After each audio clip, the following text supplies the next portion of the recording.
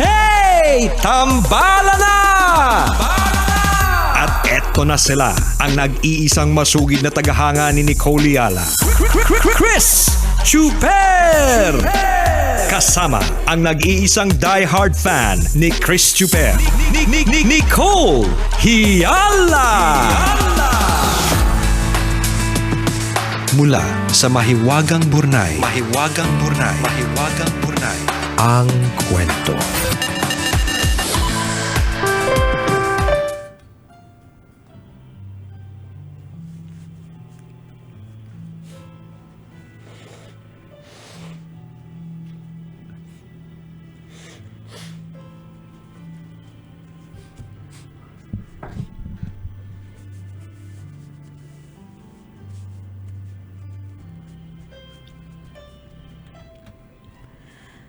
Dear Nicole and Chris, itago niyo na lang ako sa pangalang Lerma, 30 years old at tambalanista since 2018.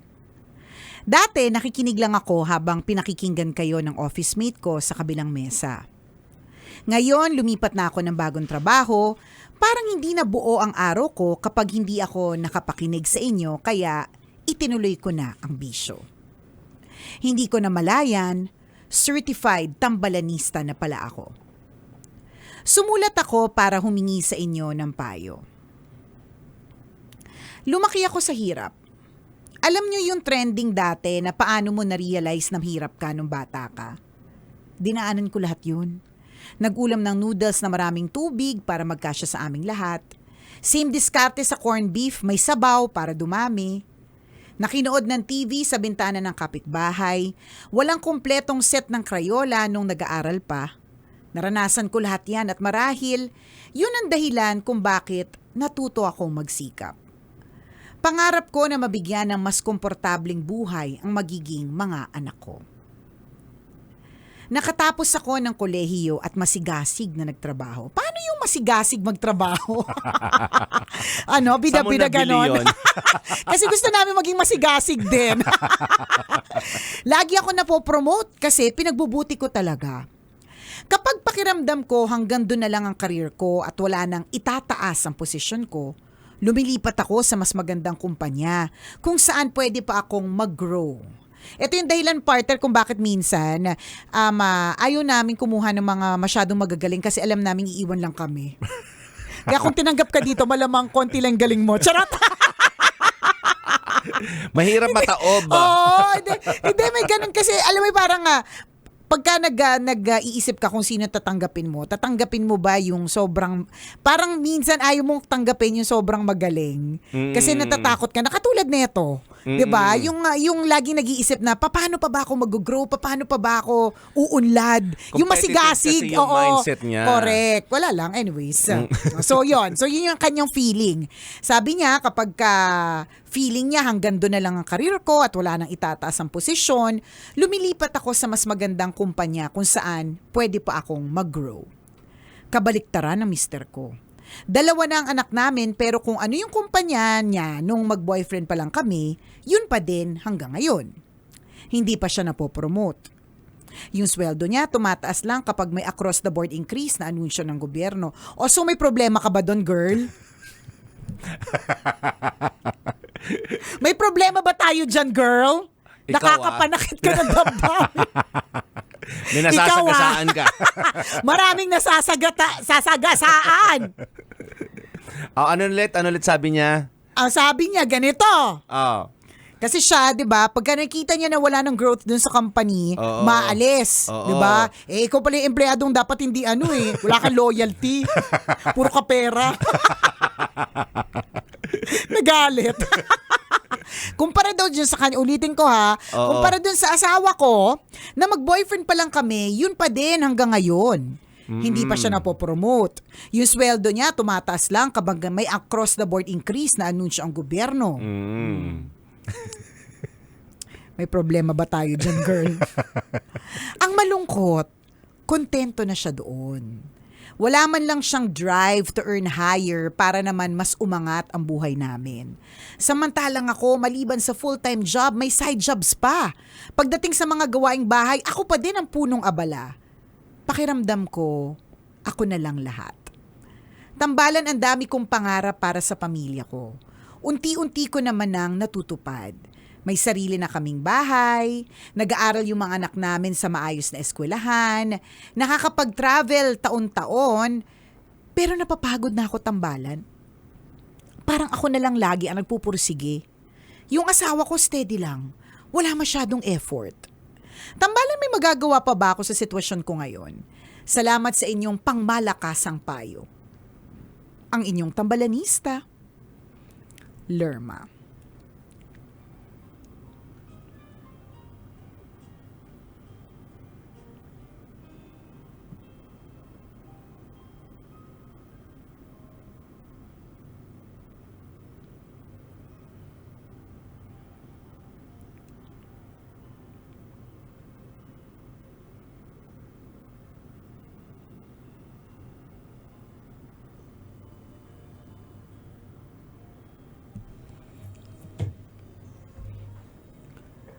Hi, Lerma!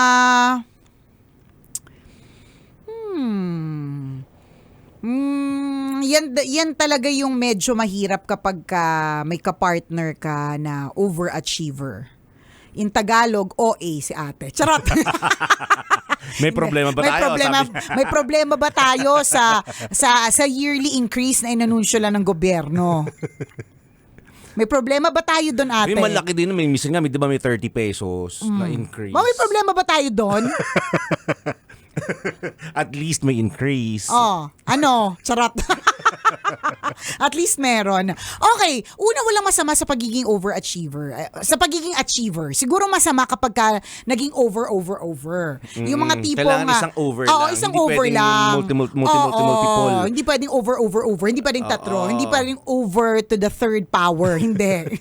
Over lang. Overachiever. Walang masama doon. Kasi syempre, ang ganda naman nga, di ba, na meron kang pangarap, na nagpupursigi ka para matupad yung mga pangarap mo. Bongga yan. Kasi yan naman ang drive, 'di ba, para mas makamit natin yung mga gusto nating makamit. Very good 'yan, 'di ba? Kaya lang minsan may mga tao talagang hindi natin pwedeng, may mga tao talagang kalma lang tsaka chill lang At masaya na sila doon, 'di ba? At yun yung asawa mo. Ang gusto ko lang tanungin, kulang pa ba, ate? Kasi kung hindi ko, ang sa akin lang, partner, parang nakakapag-aral sa good schools. Hindi lahat nakakapag-aral sa good schools sa mga anak. At all, hindi nakakapag-aral kahit libre pa ang public kasi may mga kaakibat ding expenses yan, di ba? So, nakakapag-aral sa good schools, every year nakaka-travel, di ba? Tapos may sariling bahay. May komportableng pamumuhay. Komportable yung pamumuhay. Siguro gusto niya pa gusto niyang magkaroon ng sarili niyang mundo. Pakilala ko sa mga friends ko. Mayayaman na sila, may sarili silang mundo. Mga tatlo sila mga kaibigan ko may mga sariling mundo. Oo, at hindi sila gumastos na malaki doon. Na-avail nila yun for free. Tatahitahimik lang sila. Ayun, may sarili na silang mundo. Diba? Hindi, ako sa akin for now nakakapagod kasi napapagod ako sa'yo. Alam mo, yun yung parang, yun nga, jumping from one company to another kasi gusto mo laging may growth or laging it may be a good or a bad thing. Ang good thing doon kasi gusto mo lagi ng growth. Ang bad thing doon, wala ka ng loyalty. So lagi ka lang hanap, 'di ba? And for me, na mahalaga sa akin yung salitang loyalty, hindi masyado maganda. For others, wala namang problema doon. May mga iba talagang jump from one company to another 'Di ba? Yun yung talagang ginagawa nila. Kaya lang parang napapagod kasi ko sa'yo. Parang masyado maraming gusto. Sa ngayon, kung komportable kasi mahirap kasi kapag pinilit mo masyado yung mister mo sa isang bagay na ayaw niyang gawin. Masaya na nga siya dito sa kalmang buhay na meron siya. Yun lang yung sa akin. Baka pwedeng slow down a bit and just savor and enjoy whatever it is that you have. Kasi kung tutuusin, apakabongga na ng mga nararanasan mo. Hindi lahat ng tao nakakaranas ng ganyan. Totoo yun. Siguro partner, mga sugat lang talaga to ng ng kabataan natin. Di ba dati, partner? Yung lahat naman sinabi niya, noodles na masabaw, corned beef na may sabaw pala. Yan yung takang-taka kami ni partner. Ay, totoo, wala palang sabaw ang corned beef. Ginisa lang pala dapat siya. Hindi pala siya sinabawan. Akala namin sinabawan yung corn beef kasi pampadami talaga yung corn beef. Hindi namin alam yung mga ano pa lang pala yun. Sibu-sibuyas lang pala, 'di ba? Ramdam natin hindi kumpletong Crayola. Mga na-experience natin yan lahat eh. Pero wala lang ate, mapapagod ka na mapapagod pag sobra-sobra yung paghahangad na hindi mo na nasi-savor o hindi mo na ine-enjoy yung kung ano ang meron ka, which is Agree. in all fairness ate, you are truly blessed. Yes. Diba?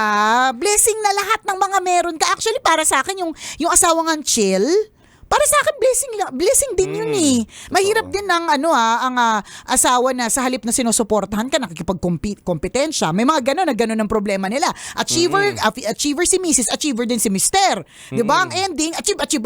Oo, diba? nagpapalakihan ng kita. Correct, diba? Ayaw papatalo ng isa kasi nga competitive eh. Diba? Very, kumbaga, competent ta. Yes. Ganon, ayaw padadaig ang bawat isa. Oo. Actually, alam nyo, may, parehong may good side, pareho ding may downside. Yung ganyang klase ng perspective. Tingnan nyo, magkaiba kayo mag-asawa. Si Mister, ang priority niya ay, di ba, magkaroon ng peace of mind. So it Yes. depends on your perspective. There are people who prioritize peace of mind, but there are also people who are prioritizing growth. And in this At yun, case, yes, si Lerma. ikaw ang priority mo yung growth. Lagi may trade-off. So Correct. pag ang priority mo dito ay trade-off, lagi kang balisa. Kahit natutulog ka, Nag-iisip ka. Correct. Totoo yun ha. Nag-iisip ka kahit Totoo. natutulog ka, dala-dala mo hanggang panaginip mo. Yung nag-e-enjoy kayo, nagbabakasyon kayo, pero iniisip mo na kagad, ano pa kaya yung mga pwede kong gawin para mas bongga yung bakasyon next time? Yes. 'Di ba? Sa halip na ine-enjoy mo yung pagbe-beach ngayon, nagpapakasunog ka sa dagat, 'di ba? Ine-enjoy mo, papaano kaya kung next time a Caribbean cruise Yan, naman or yan. Bahamas, mga ganon. Wala namang masama. Walang masama. If that Correct. is your goal. Yun sinasabi natin, kanya-kanya tayo ng perspective. Ang asawa mo, ulitin natin, ang priority niya is peace of mind. Yes. Kaya kontenton siya ng ganun eh. Hindi siya naghahanganda ng sobra-sobra kumpara sa'yo. Wala din namang masama sa'yo kasi yan yung goal mo eh. Yan yung gusto mo mangyari sa buhay mo. Yes. Para lang magkaroon kayo ng pagkakasundo, try to meet halfway. 'Di ba? Ano yung pwede niyang gawin at hanggang saan siya pwedeng tumulong sa'yo para hindi mo siya masabihan ng masakit. Correct Na wala ka. nang ginagawa yung mister ko, ako na lang lagi nagtatrabaho. Di ba mag-set ka rin ng ano na pwede niyang gawin para masatisfy yung expectation mo sa kanya. Katulad ng sinabi mo kanina na hanggang sa gawaing bahay, ikaw pa din. Kaya nga sinabi ko, partner, napapagod ako sa iyo, ate. Parang yung utak niya, ang bilis-bilis ng takbo, parang nagmamarathon. Tapos may physical pang gawain, which is gawaing bahay. Oo, Eto lang, ha? Bigla tuloy ako nagduda. Kung tunay kang nakaluluwag-luwag, edi meron kayong angel. May kasambahay kayo at hindi May na ikaw tagahugas kayo ng correct, plato. at hindi ka napapagod, girl. Yung mga ganun ba, na parang, ako sa akin, partner, hindi, and also, hindi naman din kasi sa lahat ng pagkakataon, merong opportunity given to a person. So for example, kaya nga sinabi namin yung kanina, 'di ba? May problema ba tayo sa walang growth? May problema ba tayo sa walang pagtaas ng career o yung simpleng pagtaas lang ng sweldo inanunsyon across the board wage increase lang? Kasi hindi po talaga lahat given the opportunity para mag-grow din.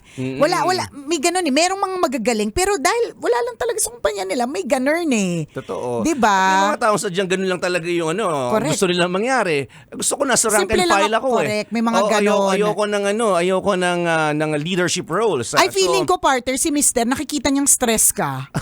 So sabi niya, ay, magiging ganyan ako, wag na lang.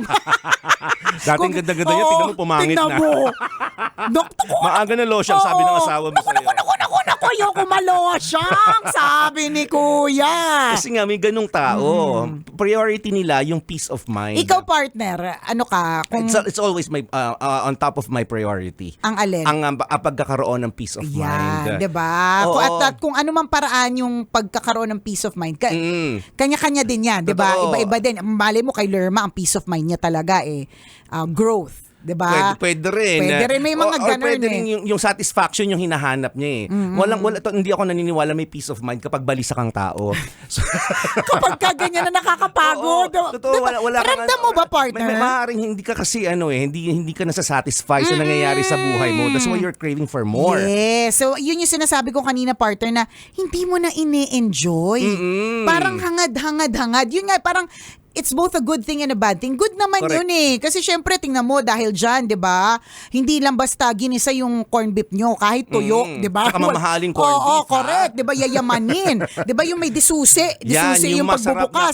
na na corn beef, ganun na. Kumbaga, achieve naman na. Kaya lang, kakahangad kasi ng so much, you forget na yung mga blessings ngayon, kailangan ko ring ipagpasalamat, i-enjoy. At diba? yun yung trade-off na sinasabi natin. Again, walang masama. Depende yan sa goal mo kasi. Kung gusto mo talagang magkaroon ng napakaraming bagay sa mundong ito, katuparan ito ng pangarap mo, then you have to work hard for it. At yan ang gagawin mo. Magsipag ng magsipag, magtrabaho na magtrabaho, you chase promotions, find more opportunities.